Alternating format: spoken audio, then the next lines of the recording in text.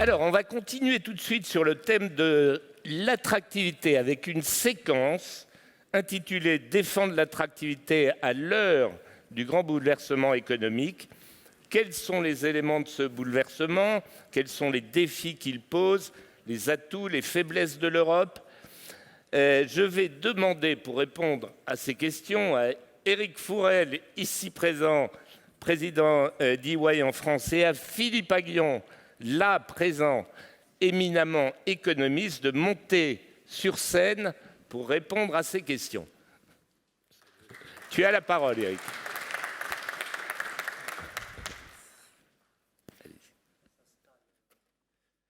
Au milieu.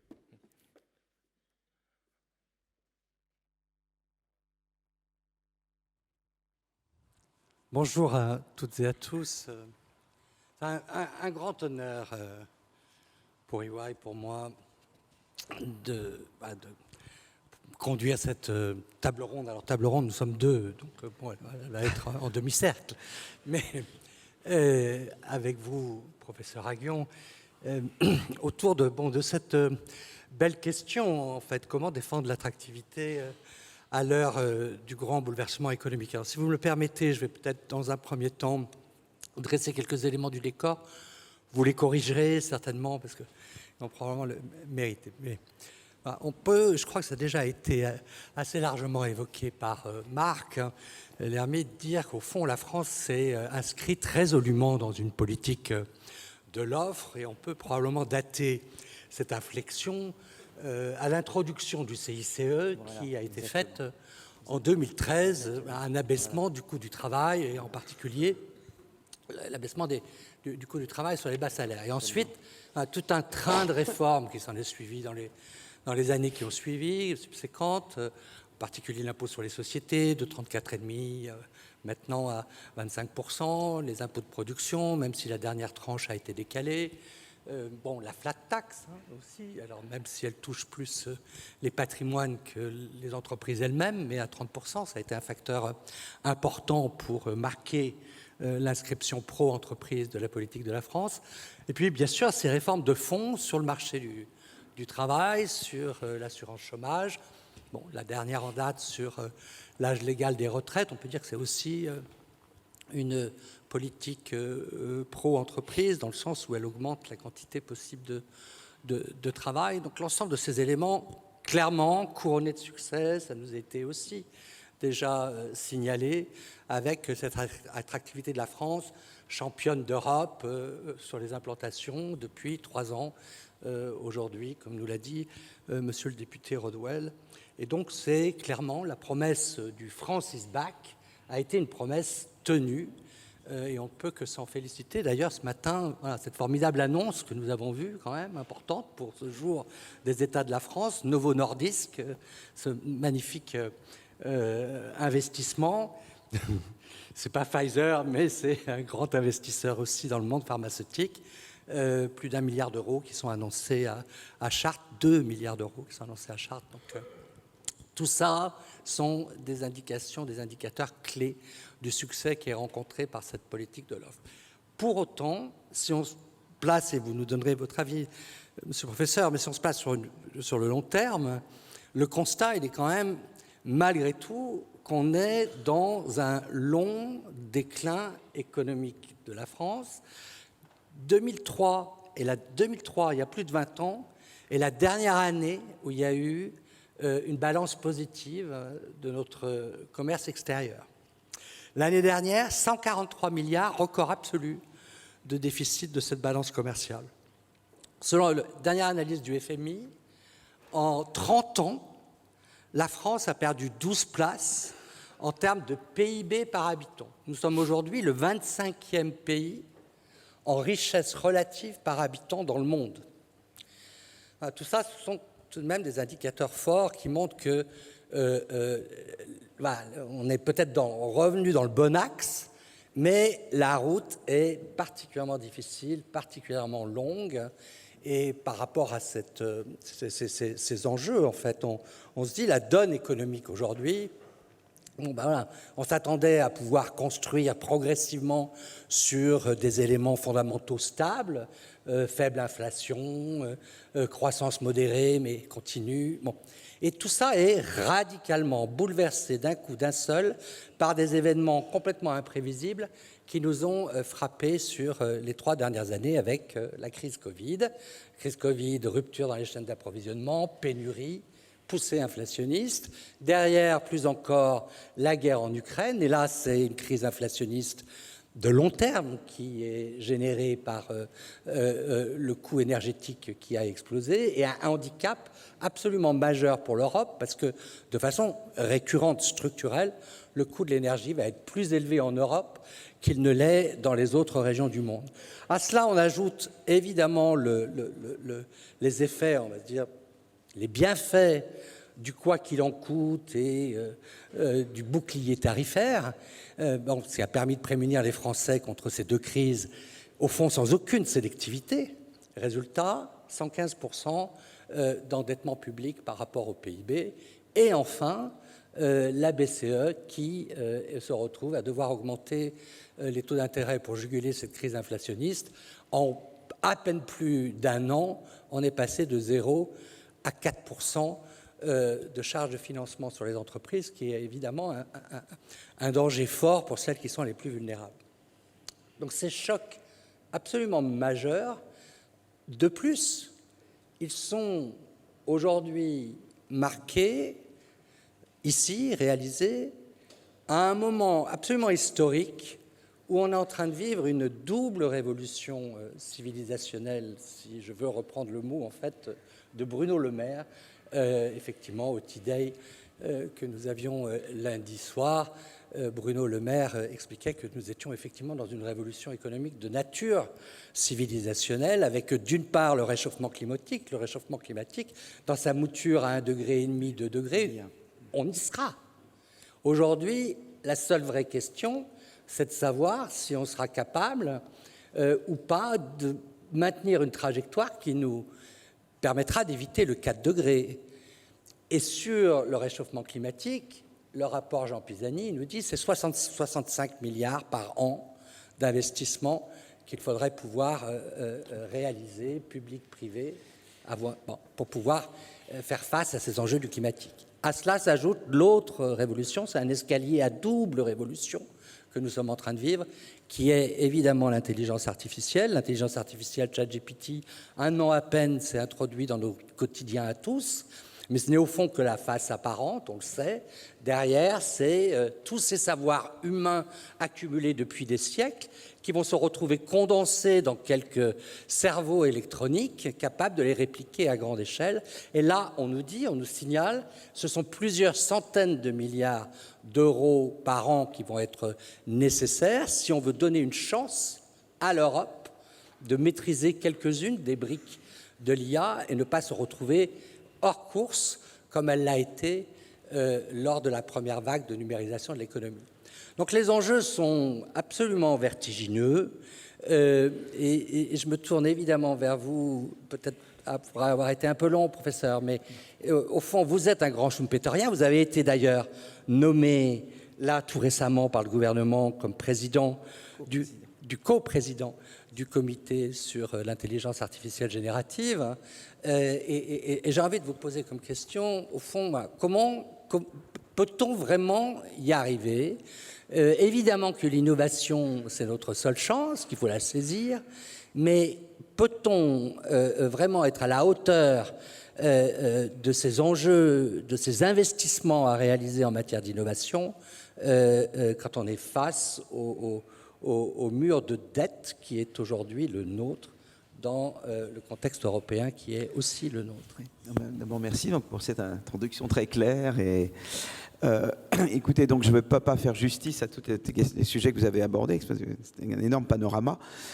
Je voudrais simplement vous recommander de lire la leçon qu'a prononcée Mario Draghi au National Bureau of Economic Research. C'était sa Martin Feldstein Lecture. Et donc, justement, il posait cette question-là. Comment l'Europe, il y a l'IRA, on voit que les États-Unis en matière de politique industrielle, ils ont fait l'IRA, donc c'est un gros investissement. On voit que les Chinois investissent beaucoup. Et l'Europe, alors beaucoup de pays européens dont nous, on investit individuellement, donc si on fait la somme de tous les investissements des pays membres, c'est quand même pas rien du tout. Mais c'est vrai que face aux États-Unis et à la Chine, l'Europe demeure un géant réglementaire et un nain budgétaire, quoi. Et donc, il faut que l'Europe se réveille.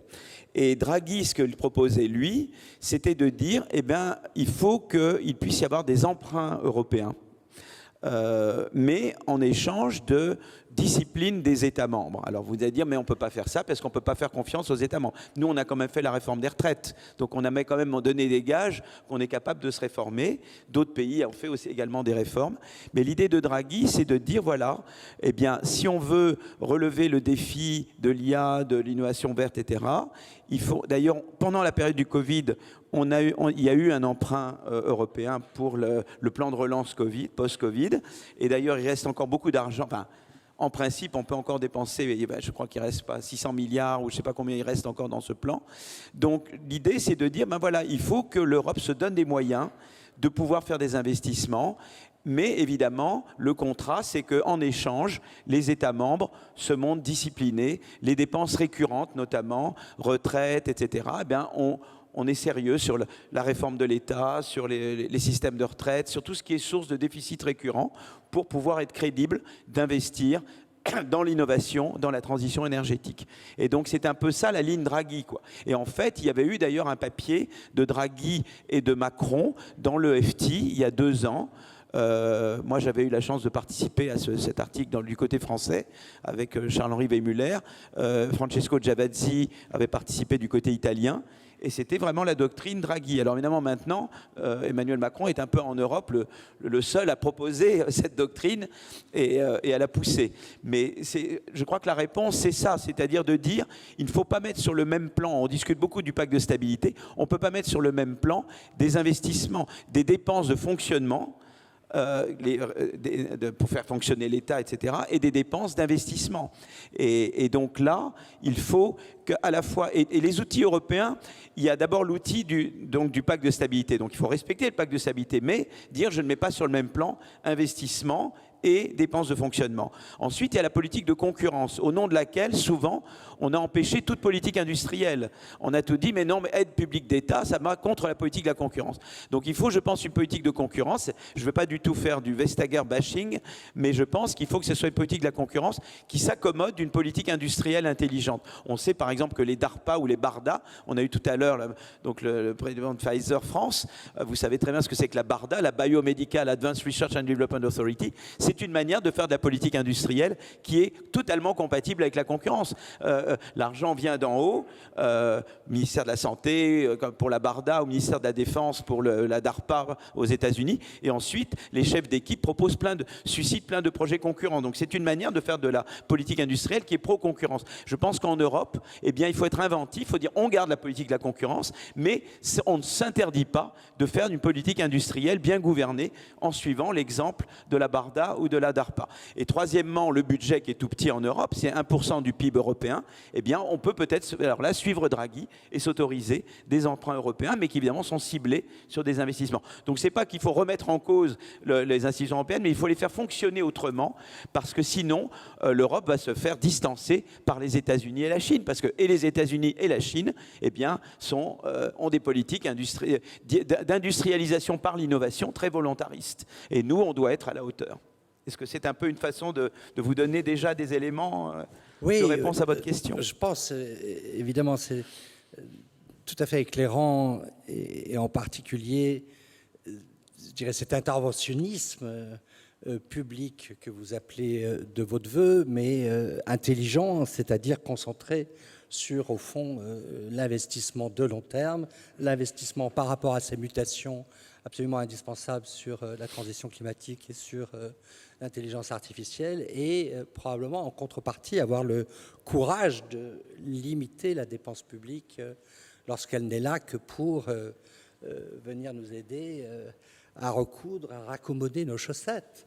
c'est vrai que c'est charmant les choses. Alors, bon, c'est pas un financement sur fonds publics qui est accordé dans le cadre de l'aide aux réparations vestimentaires. Mais bon, prenons chacun nos aiguilles. Peut-être que ça évitera de demander des aides diverses et variées et consacrer l'argent qui est collecté sur les entreprises ou sur l'impôt à des investissements tournés vers effectivement le futur. Je voudrais avoir une note positive sur, au fond, ce qui est déjà fait dans le cadre de France Relance, France 2030, qui a pris le relais de France Relance, avec les 54 milliards qui sont là. Parce que, clairement, finalement, on n'en a pas conscience, mais c'est un outil qui est à l'échelle de l'IRA. En réalité, l'IRA, c'est 380 milliards.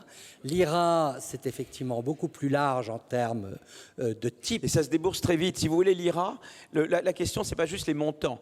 Donc d'abord, je pense que France 2030, c'est très important. D'abord, il faut dire qu'effectivement, la France, depuis 30 ans, si on regarde les secteurs industriels, on s'en est rendu compte avec le Covid, on voyait qu'on n'avait pas de masque, pas de respirateur et pas de principe actif. Et les Allemands, eux, ils avaient tout. Et on s'est rendu compte que dans tous les domaines, sauf l'aéronautique et le nucléaire et quelques domaines, on avait décroché depuis 30 ans. Et je pense que ce gouvernement a mis un terme à ce décrochage. Je crois qu'il y a vraiment, il faut louer les efforts qui ont été faits. D'abord, c'est des efforts à la fois horizontaux, c'est-à-dire, comme ça a été dit tout à l'heure, la flat tax, la réforme fiscale, le marché du travail. Donc ça, c'est ce qu'on appelle des réformes horizontales. Et puis 2030, qui est des politiques plus verticales. Donc ça, je pense qu'il faut louer cet effort. Ce qui est vrai aux États-Unis, c'est que les déboursements sont beaucoup plus rapides, quoi. Ils vous font des crédits pour recherche sectoriels, quoi, mais très rapides. L'argent est déboursé tout de suite. Nous, c'est souvent des usines à gaz. On est très très bon. C'est comme quand on a fait les IDEX, vous savez, les universités d'excellence. C'est devenu des usines à gaz parce qu'il faut sélectionner et ça prend trop de temps souvent pour sélectionner. Et les Américains, alors peut-être que des fois, tu sais, il y a les faux positifs et les faux négatifs, évidemment. Il y a toujours un désavantage d'un déboursement rapide parce que tu fais des faux positifs. Mais les Américains, ils vont très vite, quoi. Et nous, c'est toujours, ça se transforme en usine à gaz. Oui, mais alors ce projet, est-ce que oui, est-ce que non? Et donc, il y a l'argent, mais on a des procédures un peu lentes, quoi. Voilà. Moi, les gens qui travaillent sur, tu vois, Patricia Barbizet ou d'autres me disent c'est trop lent. Tu vois, c'est très lent. Les Américains, c'est plus rapide. 1000 fois raison. 1000 fois raison. Effectivement, nous, on est dans une politique qui, il faut aller quémander, en fait, l'aide publique et ça prend très longtemps pour le. Mais là, point d'inflexion quand même à noter, c'est important pour notre auditoire, c'est le crédit d'impôt industrie verte qui est en train d'être discuté au Parlement. Et là, ça va être automatique puisque c'est un crédit d'impôt qui peut aller jusqu'à 350 millions, jusqu'à 50% des investissements qui sont réalisés selon les zones sur 4 secteurs, l'éolien, le photovoltaïque, les pompes à chaleur et puis les batteries électriques. Et là, les 350 millions, enfin c'est de 150 à 300, je ne vais pas rentrer trop dans la technique, c'est restituable, crédit d'impôt sur l'impôt payé dans l'année, et si on ne paye pas d'impôt, restituable immédiatement. Là, le moteur, il est aussi puissant. Oui, mais c'est ça, tout à fait. Et ce qui est intéressant, on mentionnait tout à l'heure le CIR. Moi, j'ai souvent pensé que le CIR, c'est vrai qu'il y a eu des études sur le CIR, alors ça peut être un effet d'empêcher des délocalisations. Donc je ne veux pas du tout taper sur le CIR, mais c'est vrai que par rapport au LABEX, par exemple, ou à d'autres dispositifs, disons qu'il n'y a pas eu des études disant « Oh là là, qu'est-ce que le CIR, ça a donné ?» Mais je ne suis pas pour toucher au CIR tel qu'il est. Mais peut-être qu'on voudra peut-être ajouter d'autres CIR, vous voyez, peut-être sur l'IA, j'en sais rien, ou sur d'autres, qui seront des CIR bis, et qui sont évidemment des moyens beaucoup plus rapides.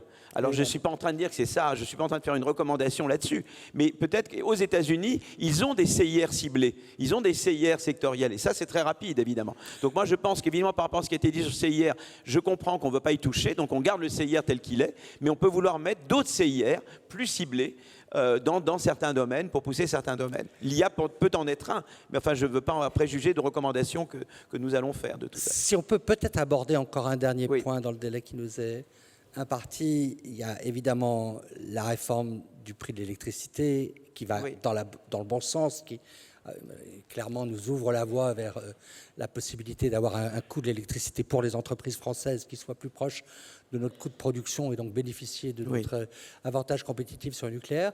Un point qui m'inquiète beaucoup, et peut-être que vous avez un point de vue sur ce sujet, c'est les quotas d'émissions, la réforme des quotas d'émissions au niveau européen et son corollaire qui est le mécanisme d'ajustement carbone aux frontières. Ça nous protéger l'Europe pendant le temps où elle adapte son outil de production et le décarbone pour les industries fer, acier, engrais, qui sont les 10 matières premières qui sont visées. Mais est-ce qu'on n'a pas un risque majeur qu'au fond, ce soit aussi que les fuites carbone aille sur les industries transformatives et que, en fait, plutôt que de réaliser sa carcasse d'automobile en Europe et payer l'ajustement carbone aux frontières sur l'acier qu'on apporte, on aille faire fabriquer. Bien sûr. Et France Industrie a signalé ce risque. Oui. Au fond, est-ce que l'Europe... C'est ce qu'on appelle des paradis de pollution. Voilà, en fait, est-ce que l'Europe ne devrait pas aller vers une approche plus néo-protectionniste? Oui, alors il faut faire très attention. Le mot est tabou. Oui. Alors il faut faire attention. Je pense que si vous voulez, les leviers d'une politique de transition énergétique, c'est d'abord évidemment une certaine taxation carbone, le prix du carbone. Donc tout ce qu'on fait sur le prix du carbone, c'est important. Mais on a vu avec les gilets jaunes qu'on ne peut pas uniquement se baser sur la taxation carbone. Il faut d'autres leviers. Un autre levier, c'est l'innovation verte. Alors l'innovation verte, c'est l'innovation, les nouvelles sources d'énergie, produire avec moins d'énergie, les innovations d'adaptation. Mais il y a aussi les innovations d'amélioration. Vous savez que les physiciens de Harvard travaillent sur ce qu'on appelle la géo-engineering, c'est-à-dire des technologies pour faire refroidir l'air. Alors évidemment, les gens disent « Ah non, mais c'est absurde, etc. » Il y a aussi l'idée d'abat-jour géants spatiaux. Il y a des gens qui travaillent sur des technologies pour faire refroidir l'air. En tout cas, il y a toute une série de panoplies d'innovation. Il faut que la France soit très présente. Donc il y a, si vous voulez, un levier, c'est la taxe carbone. Un levier, c'est la politique industrielle verte. Voilà, pour pousser tout ce type d'innovation. Et effectivement, il y a la menace de taxe carbone aux frontières parce qu'effectivement, des industries polluantes peuvent être tentées d'aller produire ailleurs et de réimporter chez nous. Et donc là, on a besoin. Et toute la difficulté de la taxe carbone aux frontières, c'est que ça doit être une menace pour décourager les paradis de pollution, mais en même temps, ça peut très facilement dégénérer en politique protectionniste. Donc là, il faut être vigilant. Il faut que ça porte sur quelques biens et il faut faire très attention comment on manipule. Souvent, la menace, c'est mieux que l'exécution, comme aux échecs. Donc c'est surtout, on espère que la menace et pas la mise en application. Il faut que la menace de taxe carbone aux frontières soit appliquée de manière très sélective parce que sinon, effectivement, ça peut être un prétexte au protectionnisme. Mais je crois qu'il faut cette panoplie-là complète, c'est-à-dire, et d'ailleurs dans le rapport Blanchard-Tirole auquel j'ai participé, il y avait au début beaucoup l'idée taxe carbone, et moi j'ai dit non, la politique industrielle verte, c'est au moins aussi important. D'ailleurs, les Américains, eux, se reposent beaucoup plus sur la politique industrielle verte que sur la taxe carbone. Je ne dis pas que nous, on n'a pas raison en Europe de aussi jouer sur le prix du carbone. Mais je crois qu'il faut un bon équilibre entre les deux, avec évidemment la menace de taxe carbone aux frontières. Alors je crois que malheureusement on arrive au terme de ce débat passionnant, mais un mot, peut-être un tout petit mot sur le comité intelligence artificielle générative. Alors écoutez, je crois que ce qu'on va dire, alors, de toute façon je ne peux pas préjuger donc, de ce que va dire le rapport, mais une des choses dont on se rend compte, des études que j'ai faites, j'avais mentionné ça dans les Échos, un article qui est sorti dans les Échos la semaine dernière, c'est-à-dire que les études que j'ai faites moi-même dédiabolisent il y a cette peur que l'intelligence artificielle nous remplace complètement et rende l'homme redondant, l'homme inutile. En tout cas, les études, je suis en train de faire une étude sur 9000 entreprises tirées au hasard en France. C'est la plus grosse étude faite, parce qu'aux États-Unis, ils ont fait des études beaucoup plus micro. Et nous, ce qu'on voit pour le moment, c'est que les entreprises qui mettent en œuvre l'intelligence artificielle sont nettes créatrices d'emplois. Et c'est vrai pour les hommes et pour les femmes. C'est un petit peu moins vrai pour les emplois administratifs que pour les d'autres types d'emplois. Donc il y a des emplois qui ont plus de chances d'être remplacés que d'autres, évidemment. Mais en tout cas, je pense que c'est important, évidemment, il ne faut pas idéaliser, mais il ne faut pas diaboliser l'intelligence artificielle. Vous savez, souvent, les grandes révolutions technologiques, on a toujours pensé que ça allait conduire à du chômage de masse. Que ce soit la machine à vapeur avec le mouvement des Luddites, que ce soit l'électricité, Keynes pensait qu'il y aurait du chômage de masse, ou les TIC, où l'IA, c'est pareil. Il y a eu cette crainte énorme que ça génère du chômage. Pour le moment, les études qu'on commence à faire suggèrent que, en tout cas, les entreprises qui adoptent l'intelligence artificielle sont nettes créatrices d'emplois. Après, il faut regarder dans le détail quel type d'emploi. Il faut la formation, il faut l'éducation. Il faut évidemment préparer, les emplois, les citoyens à cette révolution. Mais je crois qu'il ne faut pas en avoir peur. Il faut, comme chaque révolution technologique, s'armer pour pouvoir en tirer le meilleur parti. Et donc, mais je crois que, en tout cas, les premiers résultats que l'on voit, c'est que non seulement ça augmente l'emploi, mais ça tend à réduire les inégalités au sein des entreprises. entreprises et ça tend à augmenter la satisfaction au travail. Et donc, Mais ça en tout sera cas, le mot de l'IA la a le fin. potentiel de créer des bons jobs. Alors, c'est pas dire que ça vient, c'est pas un optimisme panglossien, mais ça veut dire qu'on a quelque chose en main. Si on en met les bonnes institutions en face et les bonnes réformes, eh bien, l'IA, ça peut être quelque chose de formidable. Évidemment, si on ne fait pas le travail de réforme en face, eh bien, ça peut donner le pire. Mais l'IA, c'est quelque chose qui a un potentiel gigantesque d'augmenter notre productivité et d'augmenter l'emploi. Formidable. Le mot de conclusion, n'ayons pas peur face à ce bouleversement économique. N'ayons pas peur, nous avons toutes les chances de réussir. Merci à toutes et à tous.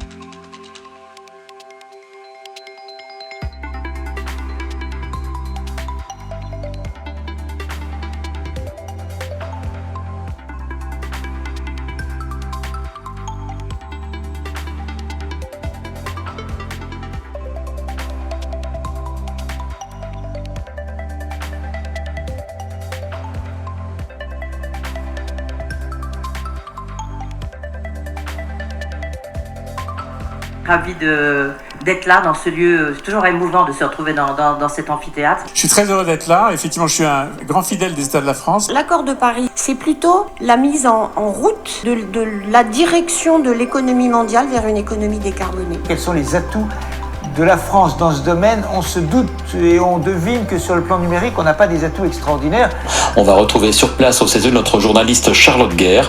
À ses côtés, Raymond Soubi. L'attractivité de la France suppose que la France soit capable de donner des réponses positives sans drame. Et donc ce qu'on doit faire, c'est diminuer notre empreinte carbone tout en continuant à garder le même niveau de vie. Le modèle d'hypermondialisation n'est plus soutenable, où on avait des composants qui parcouraient jusqu'à 800 000 km. Mais globalement, sur le plan de l'attractivité, la France se sort quand même bien de la mauvaise passe que le monde vient de traverser. En mettant en place le fonds de solidarité, tous ces choix aujourd'hui, tout le monde dit « Ah mais c'était bien normal, monsieur le maire. Tout le monde aurait fait la même chose à votre place. » J'en suis pas certain. Avoir des centres de décision dans notre pays, c'est garantir aussi des arbitrages qui sont favorables au tissu productif français. C'est un élément du combat que nous menons tous et toutes dans cette salle. Alors, le ministre vient de nous y inviter. Nous allons maintenant nous mettre au travail.